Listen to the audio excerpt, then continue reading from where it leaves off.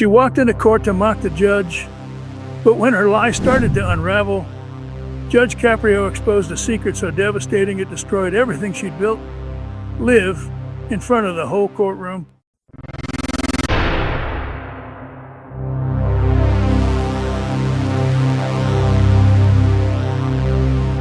I've seen many people walk into my courtroom, some frightened, some remorseful, and some so lost in their own troubles that they can barely speak. But every once in a while, someone walks in carrying something heavier than guilt or fear. Arrogance. That's exactly what I saw the moment she entered my courtroom that morning. Her name was Lydia Moreau, a well-dressed woman in her early 40s. She owned one of the most popular salons in the city, or so she claimed. The courtroom door opened, and she stepped in as though she was walking into one of her own fashion events. Her heels echoed on the floor like a declaration, her chin slightly raised, eyes scanning the room as if she were above everyone in it. I could feel it even before she spoke. That air of superiority, the kind that says, rules are for others, not for me. When her name was called, she didn't even wait for the clerk to finish. She sauntered up to the bench, tossed her hair, and said, let's make this quick, Judge. I've got clients waiting. Now, I've dealt with impatience before. I've seen people nervous, frustrated, even angry. But her tone wasn't impatience. It was mockery. And not just of me, but of the very system of justice she stood before. I asked her calmly, Miss Moreau, do you understand why you're here today? She smiled, a polished, practiced smile, and replied, a couple of parking tickets, maybe a speeding one. It's all a misunderstanding. I'm sure we can take care of it easily. Her words were smooth, but her eyes told another story. They weren't looking for understanding. They were looking for control. So I began reading her citations. 4 counts of illegal parking, 2 speeding tickets, and 1 for reckless driving in a school zone. Each one she waved off with a hand gesture, as though she were swatting away an annoying fly. Judge, she said, I have people for this. I didn't even park my car myself half the time. You can't possibly expect me to keep track of what my assistants do. There it was, that phrase I've heard far too often from people who believe their position shields them from accountability. I have people for this. The courtroom was unusually quiet that day. Even the usual shuffling and murmuring seemed to pause. People were watching her, listening, trying to understand how someone could speak so casually in a courtroom. I took a breath. Ms.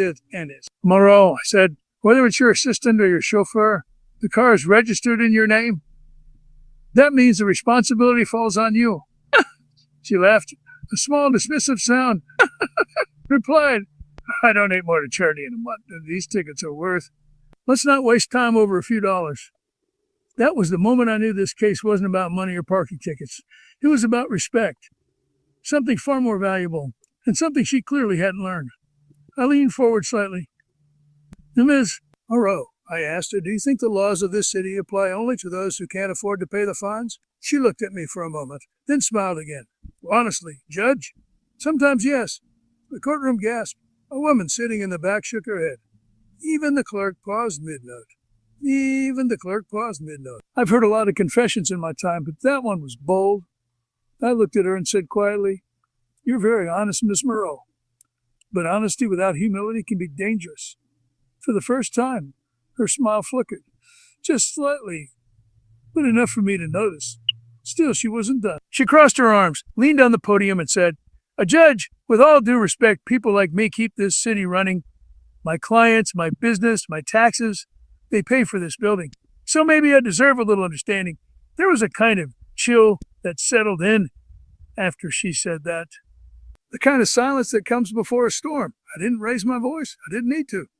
Miss Moreau, I said, this building doesn't belong to you. It belongs to the people of this city.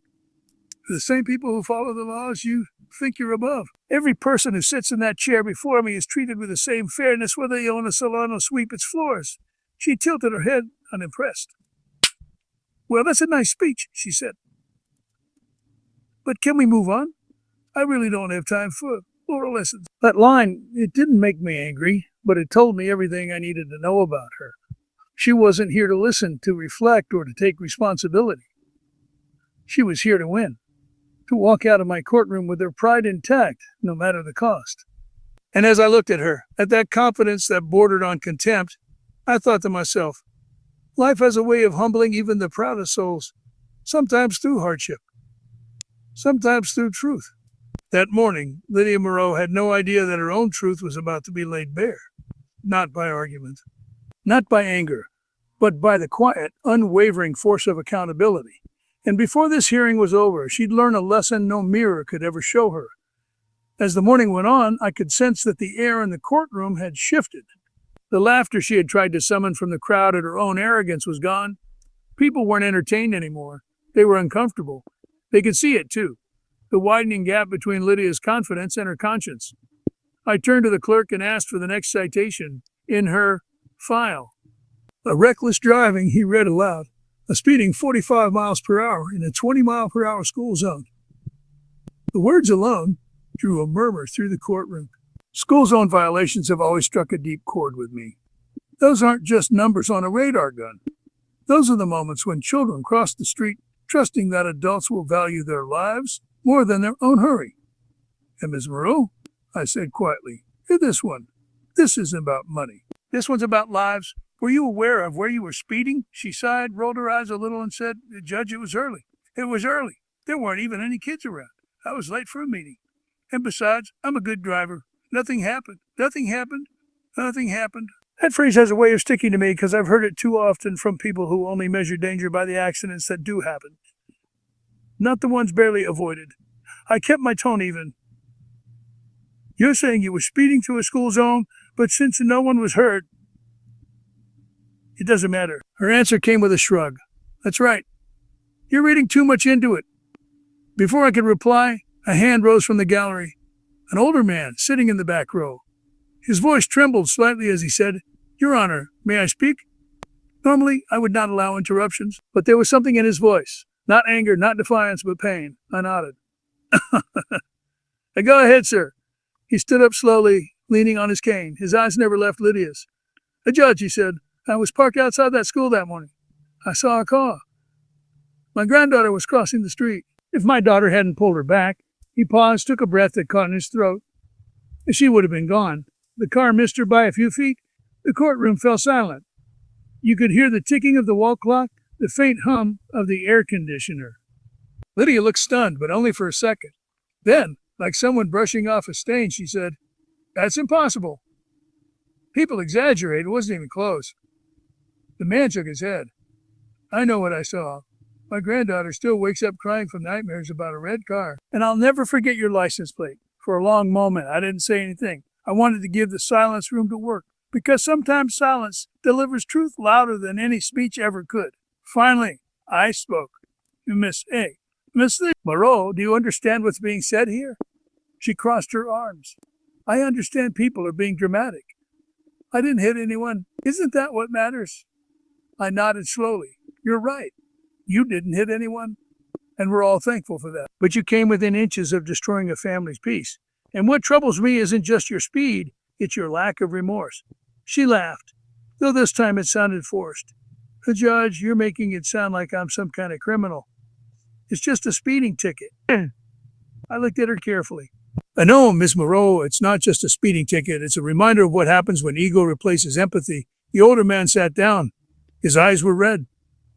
The gallery, mothers, fathers, everyday people, all sat still, their eyes fixed on Lydia. For once, she seemed to notice. That glamorous confidence that had carried her through the doors began to falter. I continued reading through her record. Multiple warnings for parking in disabled zones, unpaid fines, and citations that had been ignored for months. Each one told a story, not of mistakes, but of attitude. She tried to defend herself again. Judge, I work hard. I run a business. I don't have time to worry about every little ticket. If someone has an issue, they can speak to my assistant. I folded my hands on the bench. Let me tell you something, Ms. Moreau. When you drive through a city, you're not above it. You're a part of it. The laws you break don't just inconvenience people. They endanger them. A child, a parent, a grandparent, they don't care about your business. They just want to make it home safe. Her eyes darted around the courtroom.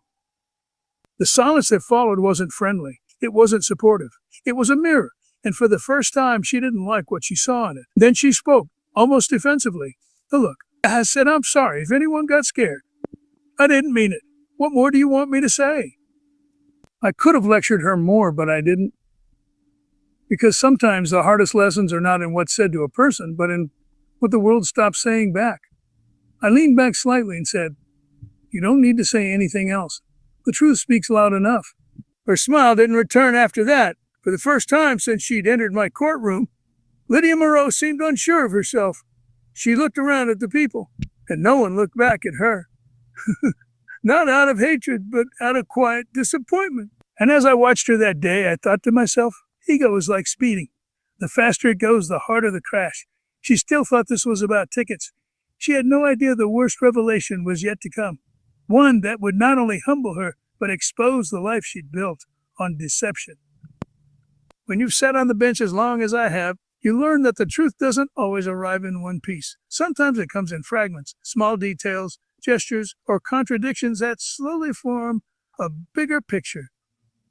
After the incident with the man in the gallery, I asked my clerk to bring forward the remaining citations in Ms. Moreau's record. There were more than I expected. Unpaid fines, ignored summons, multiple notices marked a failure to appear. It was an impressive stack for anyone, let alone someone who claimed to be a respectable businesswoman. Ms. Moreau, I began, you seem to have a long history of avoiding this courtroom. Can you explain why these citations have gone unanswered for so long? She smiled again, though now it looked more like a mask than confidence. Judge, I have people who handle these things for me.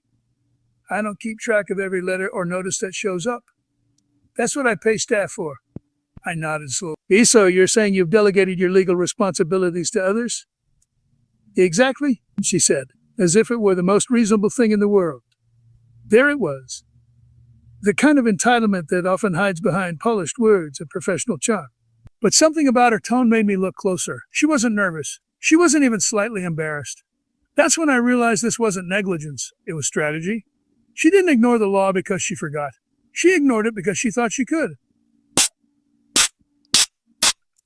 I turned to the clerk. Can you pull up the registry details on these citations? I'd like to see the listed address. The clerk kept a few keys and looked up. Your Honor, the address on file is 45 Eastbrook Avenue. I looked back and Ms. Moreau, is that correct? She nodded. Yes, that's my business address. Yes. I raised an eyebrow. Business address? These citations were for a private vehicle. Are you saying your personal mail goes to your company's address? Her smile faltered for a moment. Well, sometimes. My assistant handles both. I leaned forward slightly.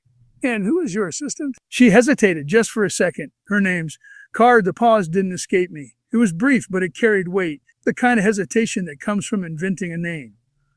Kara, I repeated. And does Kara work full-time at your business? Yes, she said too quickly. She manages my schedule and correspondence. I glanced back at the clerk. Would you please verify if that address is a registered business property?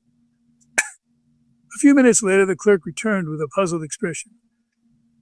Your Honor, 45 Eastbrook Avenue is not a business address. It's a residential property owned by the city.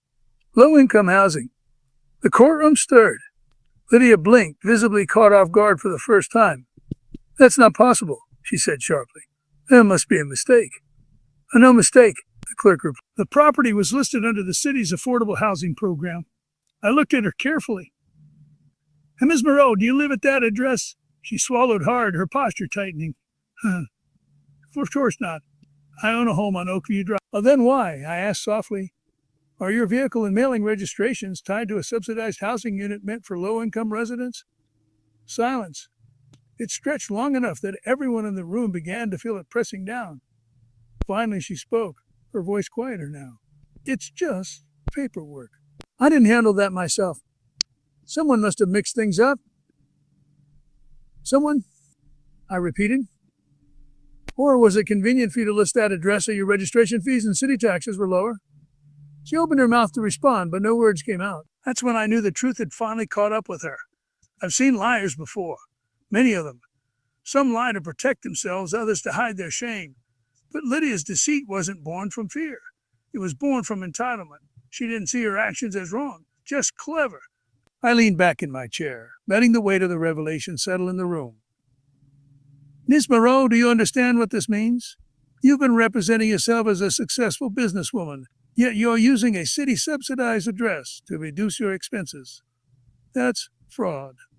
The audience whispered in disbelief. She shook her head vigorously. No, it's not fraud. I didn't take anything from anyone.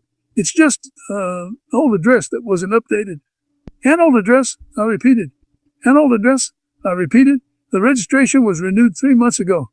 That's the thing about deception. It always collapses under the simplest facts. Lies are heavy things. They buckle under their own weight when the truth steps into the room. I spoke more softly now, because sometimes calmness cuts deeper than anger. And Miss Moreau, the law isn't a game of loopholes.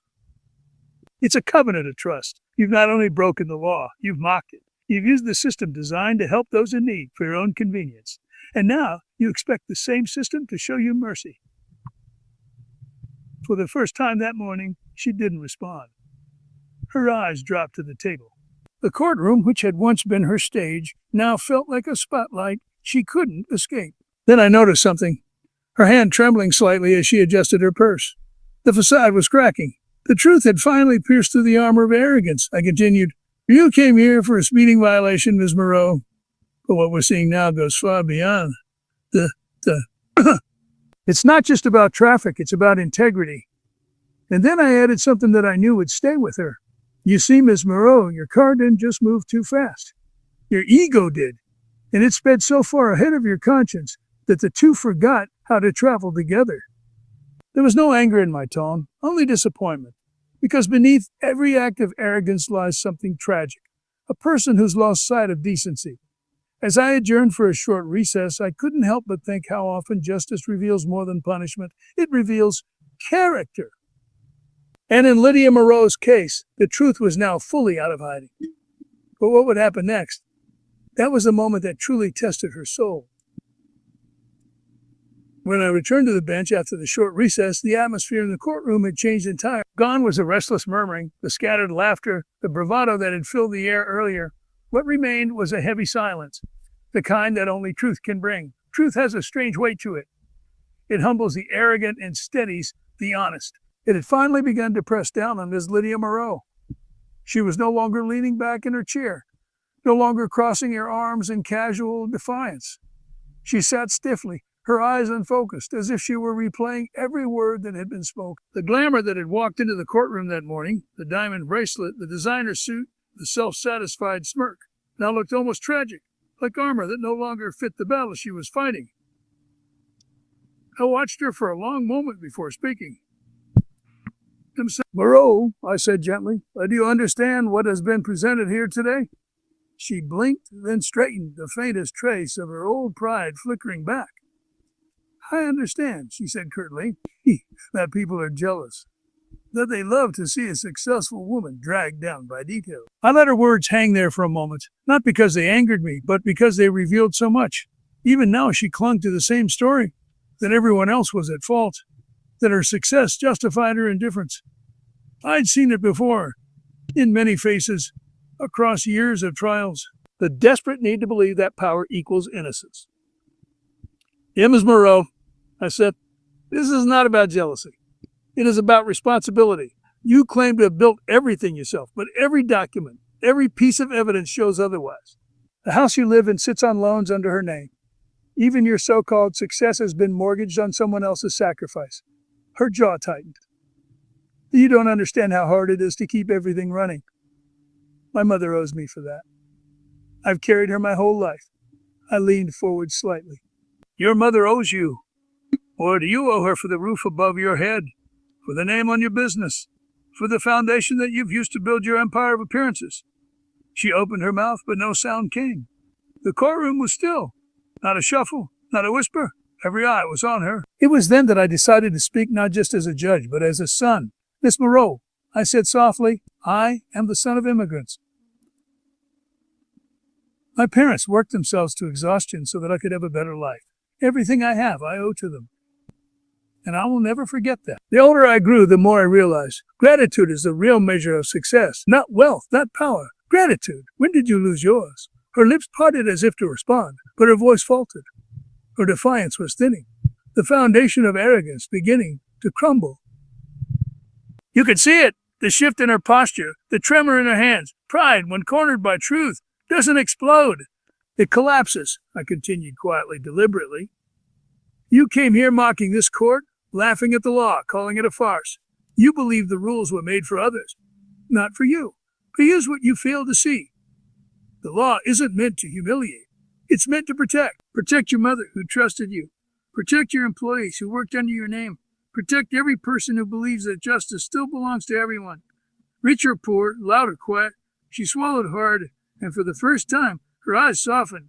You think I meant to hurt anyone? To hurt anyone? She said. You think I planned it like that? No, I said. I think you forgot what compassion looks like when you started seeing the world only through your own reflection. There was a long pause.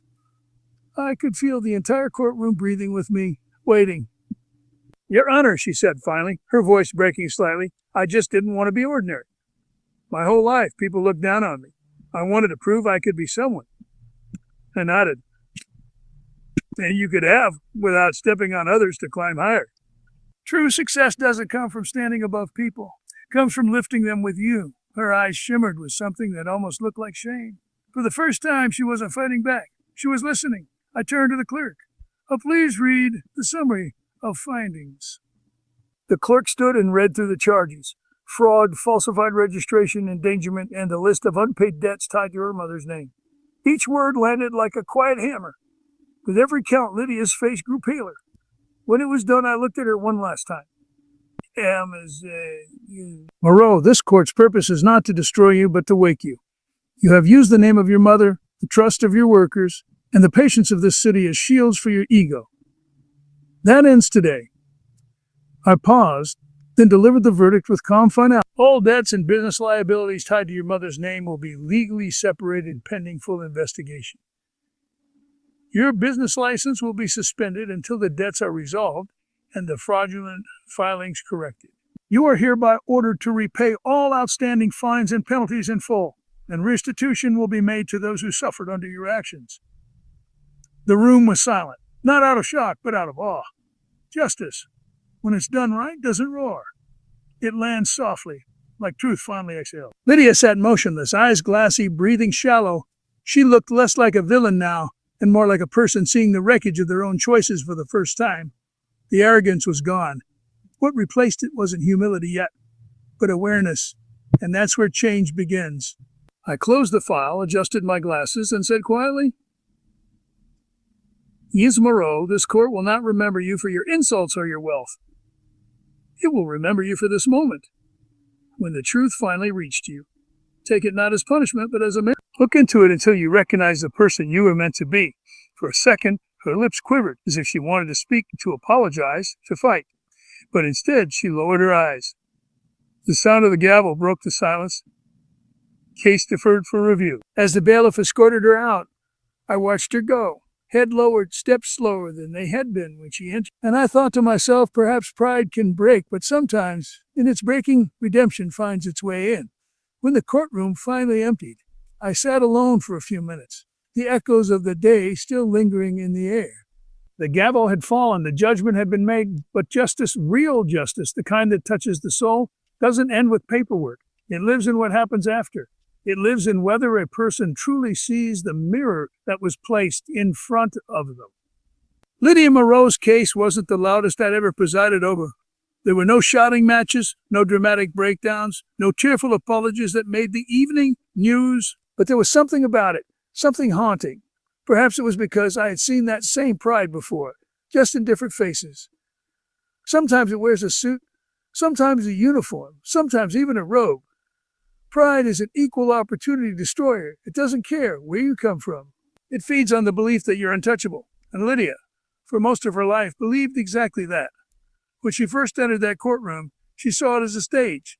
She wanted to win, not just the case, but the room. She wanted to outshine the law itself. But by the end, the stage lights had dimmed, and all that remained was a woman confronting the truth of what she'd become. And perhaps that's what justice really is, not punishment, but revelation. I remember the look on her face as she left the courtroom that day. She didn't cry. She didn't argue. She just walked slowly, eyes downcast, clutching her purse like it was the last piece of the life she had built on illusion. There was a stillness to her, the kind that only comes when the storm inside has finally quieted down. Weeks passed. The case stayed with me, not because of its legal weight, but because of what it represented. You see, arrogance is loud when it walks in, but its fall is always silent. You don't hear the moment pride breaks. Hey, you just feel it in the quiet after. One morning, months later, I received a letter at the courthouse. It was handwritten, the ink slightly smudged, and the handwriting careful, almost timid. It was from Lydia. She wrote, Judge Caprio, you probably won't remember me. I was the woman who mocked your court. I was the woman who thought she was above everyone. I don't know why I'm writing this, but I need to tell you. You were right. I didn't lose my business that day. I lost my blindness. And for the first time in my life, I can finally see. She went on to explain how she had reached out to her mother. The two had spoken after years of silence. Her mother forgave her. They decided to rebuild their relationship, this time not with contracts and loans, but with honesty. Lydia had begun volunteering at a community legal aid center, helping women who had been scammed by people just like her former self.